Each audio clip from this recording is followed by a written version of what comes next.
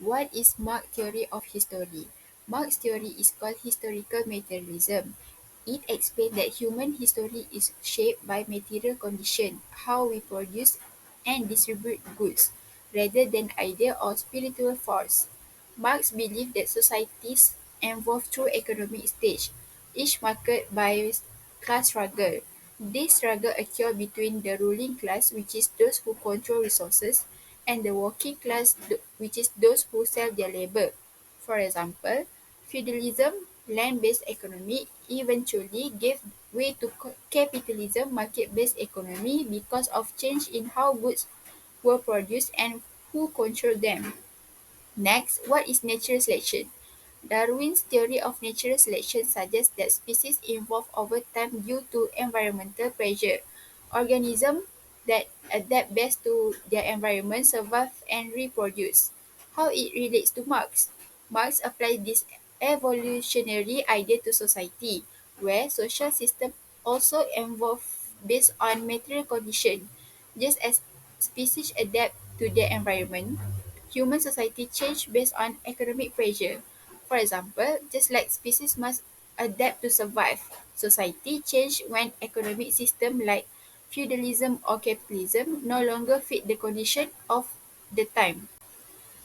Next is Hegel's dialectical process. So what is dialectical process? Hegel's dialectical is a method of understanding history as a process of contradiction.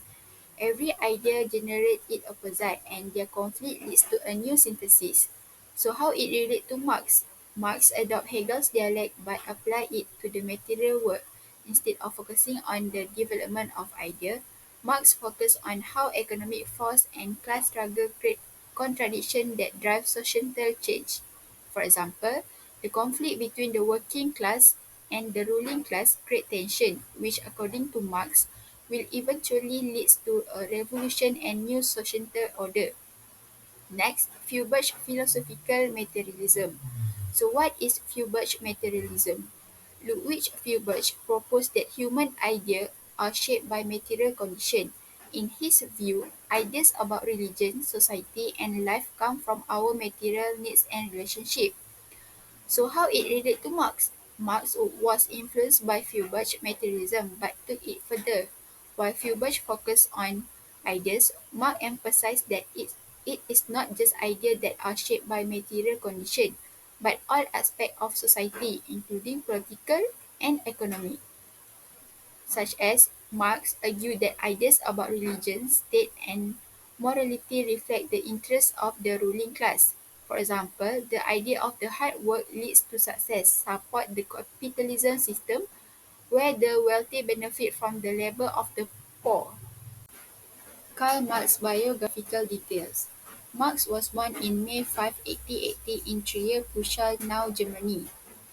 He was born into a middle-class family. His father was a lawyer and his mother came from the family of landowners. Marx initially studied law at the University of Bonn but later transferred to the University of Berlin, where he studied philosophy and history. He was influenced by German philosophy, especially the works of Georg Wilhelm and Friedrich Hegel. Next, philosophical influences. Marx was heavily influenced by Hegel's dialectical process, which argued that history moved forward through the conflict of opposites, leading to new synthesis. He also drew inspiration from Ludwig Feuerbach, who believed that human ideas are shaped by material conditions, not divine or abstract forces. Marx expanded on this idea, emphasizing historical materialism, which holds that the material conditions are the primary driver of historical change, rather than idea or philosophical. Next, exile. Marx faced political persecution in Germany due to his revolutionary idea. He moved to Paris in 1848, then to Brussels in 1845, later to London in 1849, where he lived the remainder of his life. While in exile, Marx continued to write and engage in political activism. He became involved in various revolutionary movements, including the International Workmen's Association in the First International. The, Marx died on March 1840, 1888 in London. True Marx did not live to see the implementation of his theories in global revolution. His idea laid the foundation for future socialist and communist movement around the world. Next is the Communist Manifesto 1848. Co-authored with Friedrich Engels, this pamphlet was called to arms for the working class, to rise up and overthrow the ruling class. The manifesto outlined the goals of communism, advocating for the abolition of private property and establishment of classless society. Next, Das Kapital 1867, Marx's most detailed and influential work which analysed the capitalist system and its effect on labour, production and economic development. In Das Kapital, Marx examined how capitalism exploits workers by paying them less than the value of their labour. He also discussed the concept of surplus value, which is the source of profit and capitalism economy. First is Charles Robert Darwin. He is born in Shrewsbury, England on February 12, 1809 and died on April 19, 1882. His education is studying medicine at the University of Edinburgh at 1825. Charles is naturalist and geologist. He sailed to the Galapagos Island in 1821 on a 5-year voyage aboard the HMS Beagle. According to his book, in the struggle for existence, favorable variation tend to be preserved and unfavorable ones destroyed. Species survive through a process called natural selection, which is a process where genetic change to make some individual better suited to the environment. New species form when one species split into two or when a population diverges from its ancestor to the point of becoming new species. Natural selection causes the trait that enhances survival and reproduction become more common over generations, allowing organisms to adapt to their environment. Over the time, population of some species can diverge, eventually leading to new species through isolation and adaptation. Next, Darwin observed and collected evidence to support his idea about how life changes over time. Life is dynamic, not static. Darwin observed that the world's animal and plant communities are always changing. Some species coexist while others emerge over time. Darwin believed that change occurs slowly and steadily in response to environmental change. Darwin agreed that natural selection or the survival of the fittest has led to the formation of new species over time. Hegel, born in 1770 and passing away in 1831, was a renowned German philosopher known for his concept of dialectics. He studied theology at the University of Tübingen in 1793 and later served as a professor of philosophy at the University of Heidelberg and the University of Berlin. Now, let us delve into Hegel's core concept, the three-step dialectical process. Three-step dialectical process, which is thesis, antithesis, and synthesis. Thesis. The dialectical process begins with an initial idea or state of affairs, which Hegel referred to as the thesis. This represents the current accepted idea or condition in society. The second is antithesis. However, the thesis does not remain unchallenged. It is confronted by an imposing idea or force. Now, as the antithesis creates a conflict or contradiction with the original thesis. And the last one is synthesis. From the interaction between the thesis and antithesis emerges a new idea or resolution called the synthesis. The synthesis reconciles the conflict between the two, creating a higher understanding or new state of affairs. Interestingly, the synthesis then becomes the new thesis, and this process repeats itself. This cycle from the basic for the evaluation of ideas and societal progress according to Hegel. For example, we can observe how the feudal economic system thesis was Challenged by the emergence of capitalism, which is antithesis, this conflict led to the Industrial Revolution, which ultimately produced a new, more integrated economic system, which is synthesis. Feuerbach was born in 1804 and lived until 1873. Initially pursuing theological studies, he later abandoned them to study philosophy under Georg Hegel for 2 years in Berlin. He earned his doctorate from the University of Erlangen in 1828. One of his most famous works, The Essence of Christianity, published in 1841, provided a critical analysis of religion, particularly Christianity. His ideas has a profound influence on later thinkers, including Karl Marx. Next, philosophical materialism. Feuerbach is best known for his contribution to philosophical materialism. Materialism, as he understood it, emphasized the importance of material, tangible things that exist in the world of reality over abstract ideas or ideals which belong to the realms of fantasy or idealism. In the essence of Christianity, Feuerbach distinguished between reality and fantasy. He argued that God is not a supernatural entity but rather a creation of human imagination.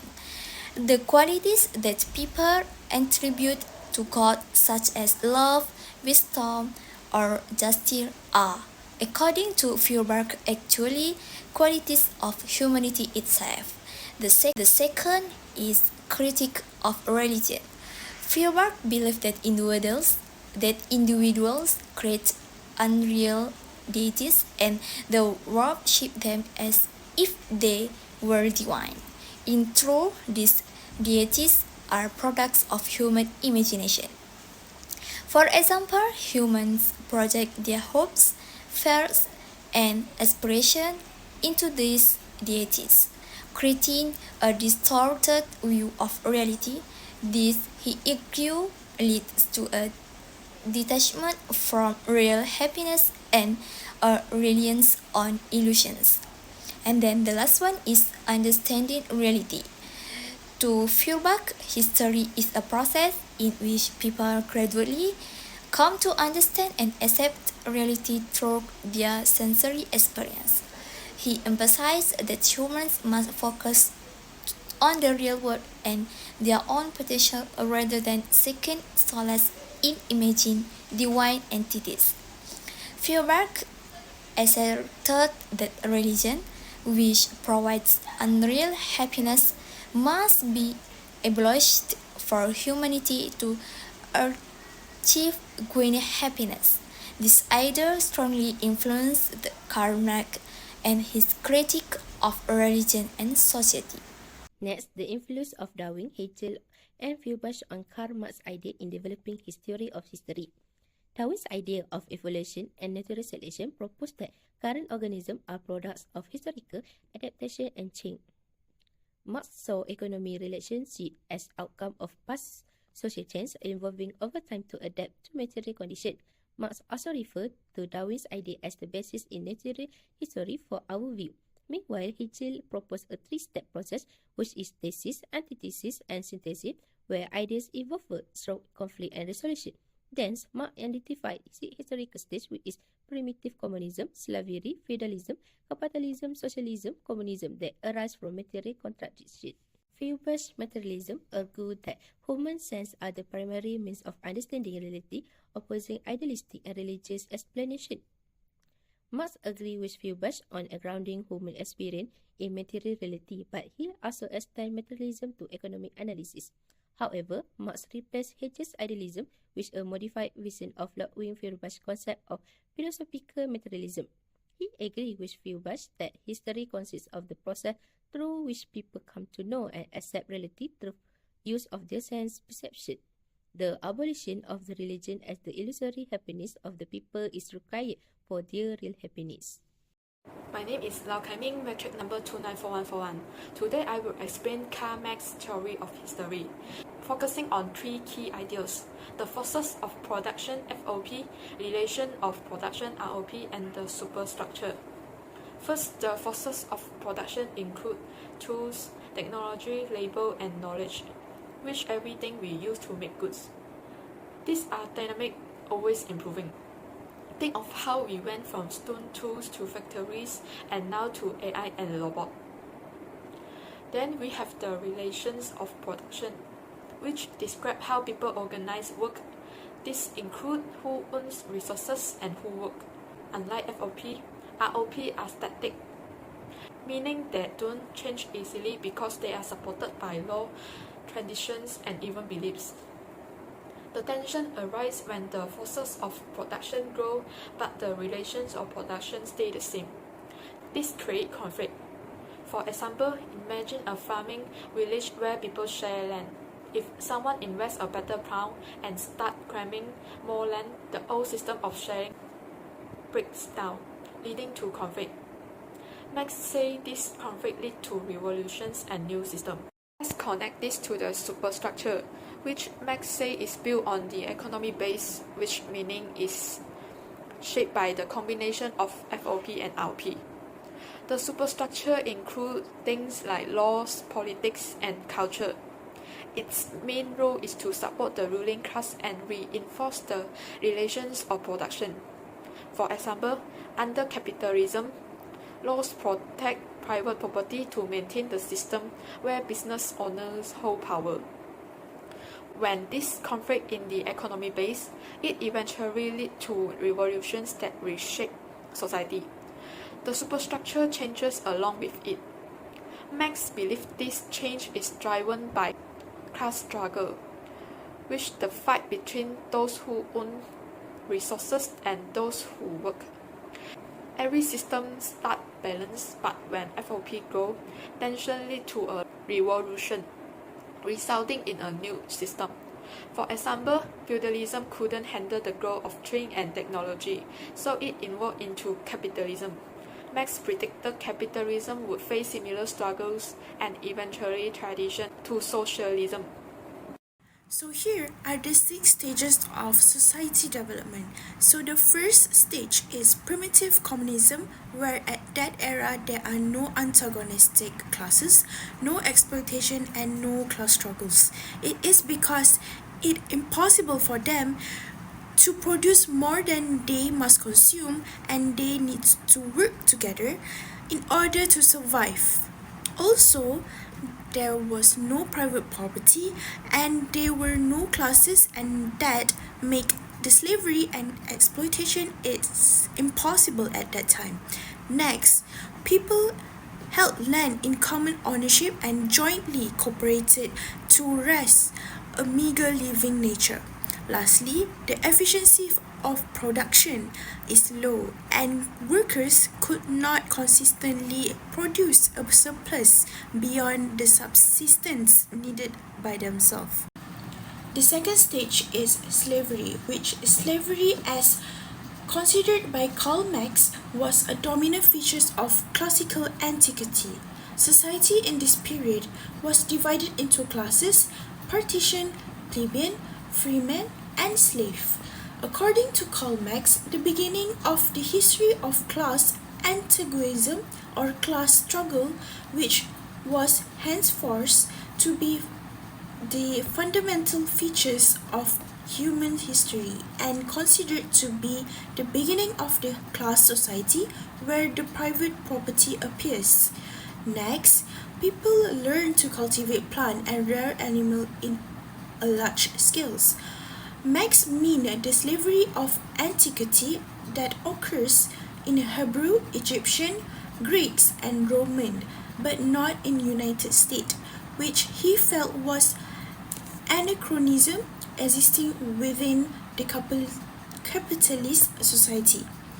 Lastly, the slavery became profitable exploitation and class conflict arose. Slavery permitted a higher development of the productive force of society. However, it eventually became a barrier to future progress.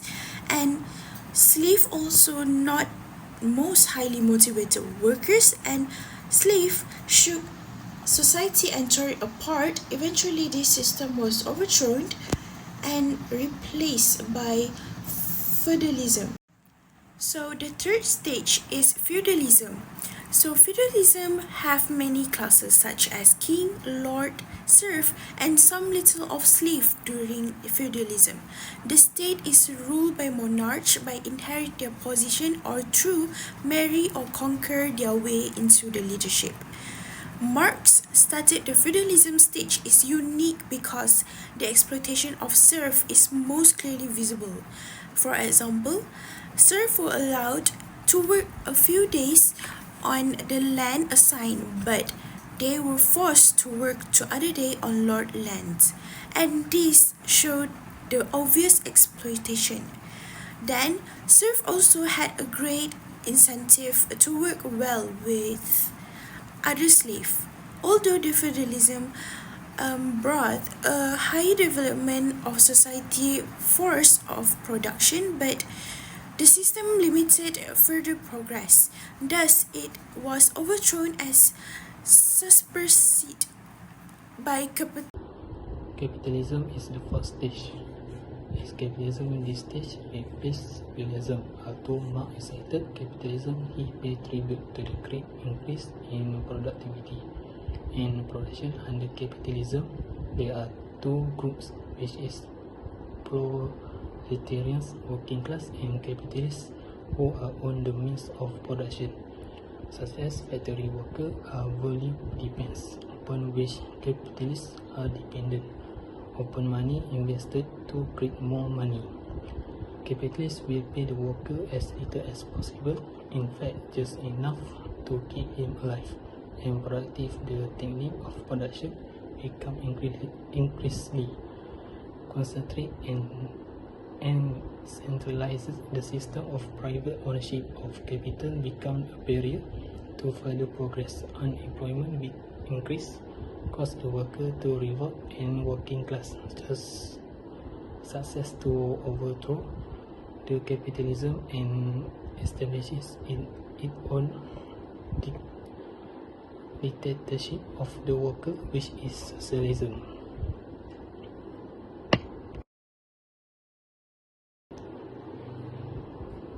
The next stage is socialism. Socialism is the stage between capitalism and communism. According to Marx, capitalism faces class struggle and contradiction that inevitably leads to it being overthrown and replaced by socialism. The working class, in overthrowing the bourgeois state, will establish its own dictatorship of the proletariat to destroy the bourgeois class. Under socialism, profit motive and free market were eliminated as a major guiding force for the economy. Socialism is from each according to their ability, according to their work.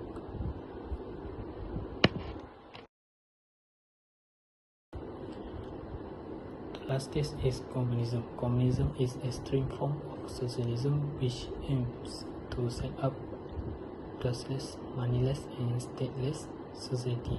The dialectical process continues until finally the state faded away and pure communism prevails. The principle in communism is from each according to their ability, to each according to their needs.